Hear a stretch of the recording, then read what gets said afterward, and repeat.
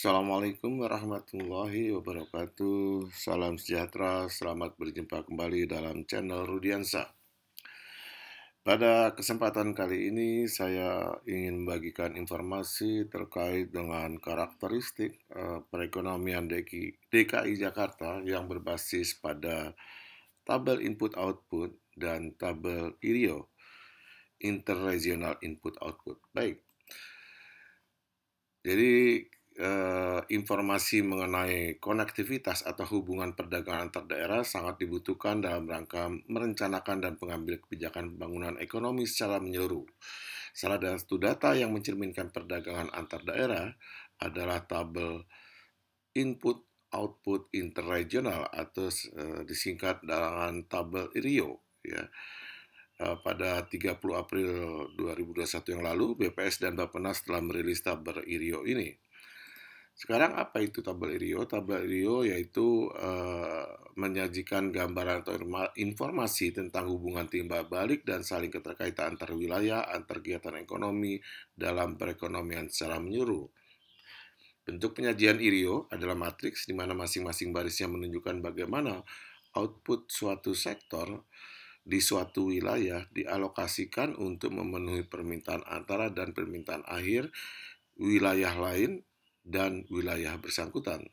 Sedangkan masing-masing kolomnya menunjukkan pemakaian input antara dan permintaan akhir yang berasal dari wilayah lain dan wilayah bersangkutan serta input primer suatu sektor dalam proses produksi. Nah, ini gambaran ringkasnya dari tabel IRIO, ya. Jadi kita bisa lihat di sini bahwa tabel IRIO ini bisa kita lihat menurut baris dan bisa kita lihat menurut kolom. Menurut baris itu artinya kita melihat bagaimana output, ya, suatu sektor di suatu wilayah digunakan oleh wilayah-wilayah lainnya, ya, dalam memenuhi permintaan antara dan permintaan akhir, ya.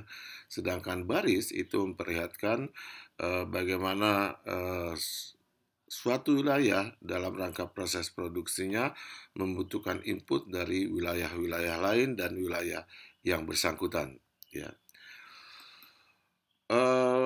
Perbedaan tabel IRIO dan tabel IO, ya. Jadi tabel IO sudah saya sampaikan dalam beberapa kesempatan yang lalu, ya, bahwa tabel IO ini memperlihatkan transaksi antar sektor di suatu wilayah tertentu, ya, atau sering disebut dengan intra-regional input-output, ya. Sedangkan tabel IRIO memperlihatkan transaksi antar sektor dan antar wilayah. Nah, jadi inilah kelebihan tabel IRIO yang memperlihatkan transaksi antar wilayah atau sering disebut juga dengan interregional input-output atau IRIO.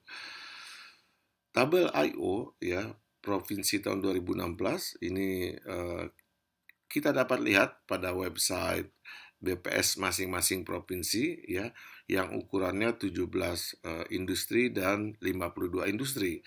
Sedangkan tabel IRIO ini hanya ada di web BPS RI, BPS pusat, ya. Ukurannya juga sama, yaitu 17 industri dan 52 industri, ya. Dan tabel IRIO ini wilayahnya terdiri dari 34 provinsi dan 6 pulau. Baik, sekarang kita coba akan lihat bagaimana peran PDRB atau ekonomi Jakarta dalam perekonomian nasional. Nah, di sini kita bisa lihat bahwa Jakarta sampai hari ini masih menduduki posisi pertama dalam pembentukan PDB Indonesia, ya, dengan kontribusi sebesar 17,56%. Kemudian diikuti oleh Jawa Timur, Jawa Tengah dan Jawa Barat dan Jawa Tengah, ya. Berikutnya adalah struktur ekonomi provinsi DKI Jakarta, ya.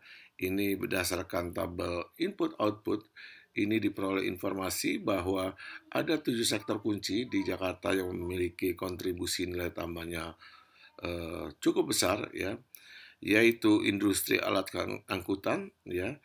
Itu kontribusinya 6,23% terhadap pembentukan PDRB DKI Jakarta. Jadi PDRB DKI Jakarta yang terbentuk pada tahun 2016 sebesar 2.150 triliun. ya. 6%-nya itu sumbangan dari industri alat angkutan. Kemudian konstruksi itu sumbangannya 11,85, perdagangan besar eceran ini yang paling besar 12,70, jasa informasi komunikasi 7%, jasa keuangan ya itu 5,46%, jasa perusahaan 9%, dan pemerintahan 4,98%. Nah, ini adalah 7 sektor DKI yang memiliki kontribusi terbesar terhadap pembentukan PDRB DKI. Berikutnya sekarang kita akan melihat bagaimana struktur permintaan dan penyediaan barang dan jasa di DKI Jakarta. Nah, jadi di sini kita bisa lihat ya bahwa total permintaan barang dan jasa di DKI Jakarta itu sebesar 5.482 triliun, di mana total permintaan ini dipenuhi oleh produk domestik Jakarta sendiri sebesar 4.110, kemudian dari luar negeri import 900 triliun, dan import dari provinsi lain sebesar 472 triliun. Kemudian kalau kita lihat struktur permintaannya, yaitu untuk memenuhi permintaan antara sebesar 1.960 triliun, sedangkan permintaan akhir atau konsumsi akhir sebesar 3.522 triliun. Ya. Dari total konsumsi akhir ini, konsumsi rumah tangga yang paling besar 1.240 triliun, kemudian pembentukan modal 854 triliun, dan ekspor antar provinsi ini juga cukup besar 817 triliun permintaan ekspor antar provinsi. Mungkin untuk lebih mudahnya struktur permintaan barang dan jasa ini kita bisa lihat ya. Jadi dari 100% permintaan itu digunakan untuk memenuhi permintaan akhir 64,25%, permintaan antara 35,75%. Kemudian permintaan akhir 64,25% itu digunakan untuk konsumsi rumah tangga 22%, 22,62%, kemudian pembentukan modal 15,57%, dan ekspor antar provinsi 14,9%. Ya. Sedangkan struktur penawarannya dari 100% penawaran itu 74,97%, ini dari produk domestik, impor luar negeri 16,42%, cukup tinggi ya. Sedangkan impor antar provinsi itu sebesar 8,61%. Jadi ketergantungan Jakarta terhadap impor itu di atas 25%, atau seperempat ya. Seperempat dari ekonomi penawaran itu disuplai dari barang luar negeri ya. Berikutnya adalah kalau tabel di atas tadi kita buat persentase ke kanan, itu artinya kita melihat bagaimana produk domestik dan impor digunakan untuk memenuhi permintaan ya. Jadi kalau kita lihat di sini ya, total permintaan tadi ya itu dipenuhi dari produk domestik ya untuk memenuhi permintaan antara itu sebesar 28,71%, sedangkan permintaan akhir produk domestiknya digunakan untuk konsumsi akhir sebesar 71% ya. Sedangkan impor luar negeri, nah ini berbalik ya. Kalau produk domestik itu sebagian besar untuk konsumsi akhir, sedangkan impor luar negeri ini digunakan untuk memenuhi permintaan antara 60,31% dan konsumsi akhir hanya 39,69%. Impor antar provinsi ini juga demikian ya, lebih besar untuk memenuhi permintaan antara sebesar 50,19% dan konsumsi akhir 49,81% ya. Berikutnya adalah kalau tabel tersebut yaitu kita buat persentase ke bawah 100%, yang artinya memperlihatkan komponen permintaan dipenuhi oleh produk domestik dan impor ya. Jadi secara total yaitu 74% itu permintaan itu dipenuhi oleh output domestik ya 74,97, sedangkan hampir 25% lebih itu berasal dari impor, di mana impor luar negeri 16,42, impor antar provinsi 8,61 ya. Kita bisa lihat juga bagaimana permintaan antara. Jadi permintaan antara itu sebagian besar itu menggunakan produk domestik 60%, luar negeri 27%, dan antar provinsi 12%. Sedangkan konsumsi akhir itu 83% itu produk domestik DKI, 10% luar negeri, dan 6,67% dari import antar provinsi.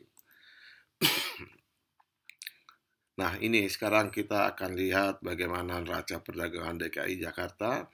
Jadi dari tabel IRIO ini salah satu kelebihannya adalah memperlihatkan konektivitas hubungan perdagangan antara DKI dengan 33 provinsi lainnya dan dengan luar negeri.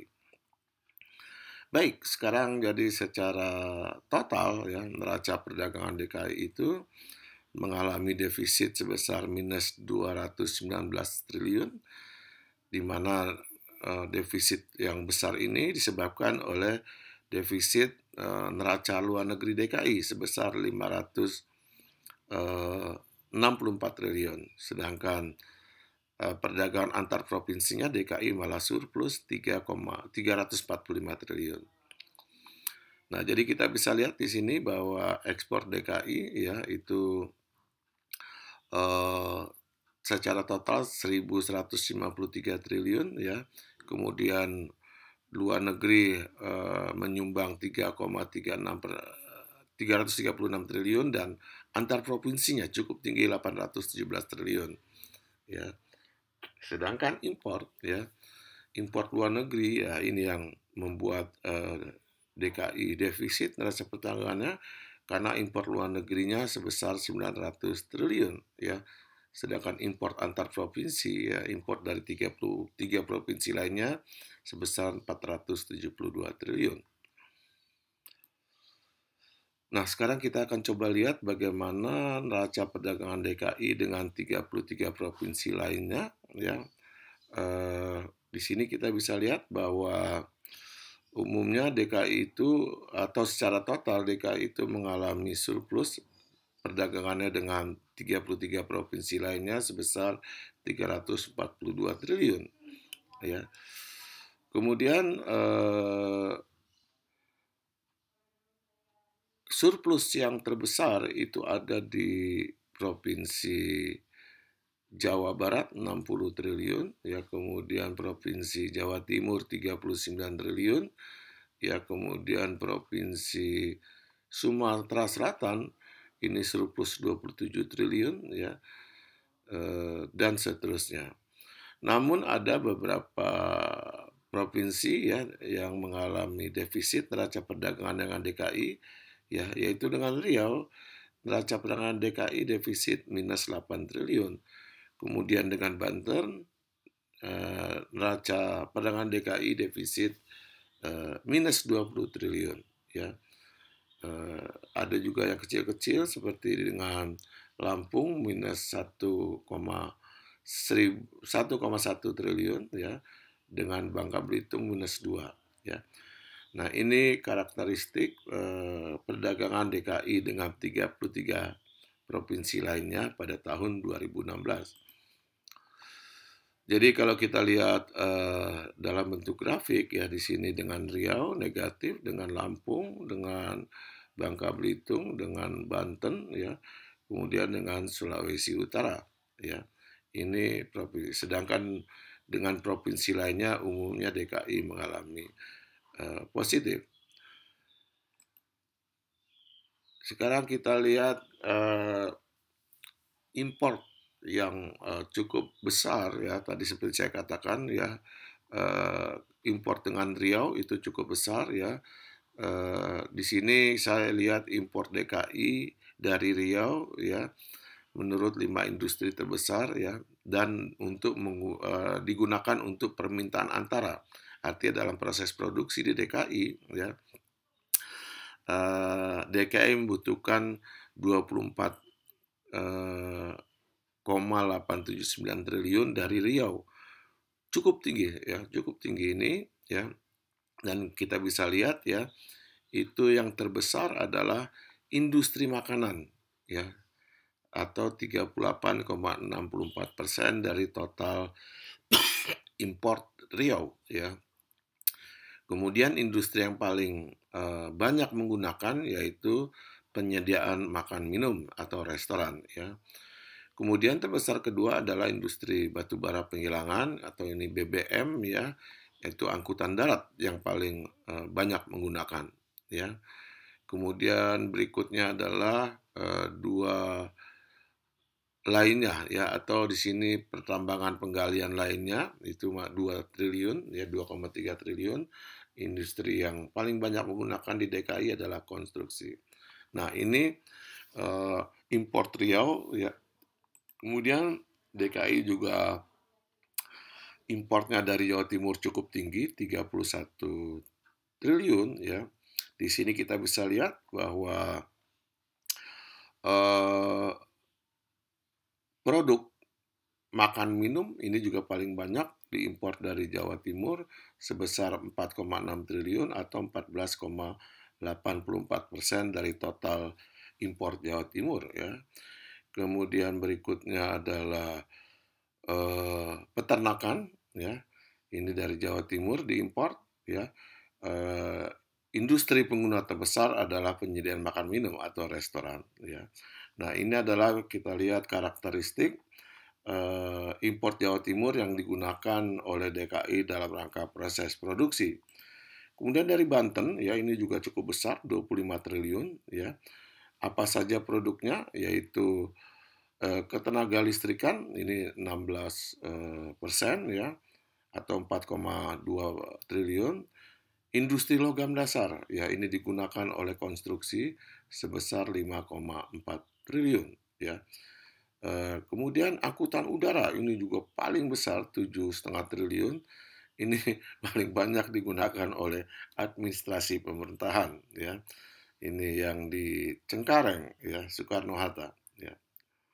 Nah, itulah karakteristik perdagangan. Berikutnya adalah daya penyebaran dan derajat kepekaan. Ini memperlihatkan sektor-sektor mana yang punya daya dorong dan daya tarik yang cukup kuat. Jadi berdasarkan indeks derajat kepekaan dan daya penyebaran ya, itu ada 13 sektor unggulan di DKI Jakarta yang memiliki IDP dan IDK di atas 1. Pertama yaitu adalah industri alat angkutan ya. Kemudian kedua ini adalah industri tenaga kelistrikan, kemudian konstruksi, perdagangan mobil dan sepeda motor ya. Kemudian angkutan darat ya. Kemudian pergudangan dan jasa penunjang angkutan, jasa informasi komunikasi, jasa perantara keuangan selain bank sentral, jasa keuangan lainnya, jasa penunjang keuangan, real estate, jasa perusahaan, dan administrasi pemerintahan.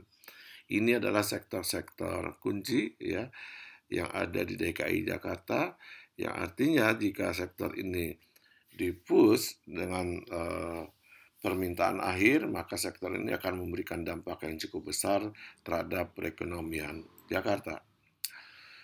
Demikian beberapa informasi yang dapat saya berikan. Lebih dan kurang mohon maaf. Assalamualaikum warahmatullahi wabarakatuh. Salam sejahtera.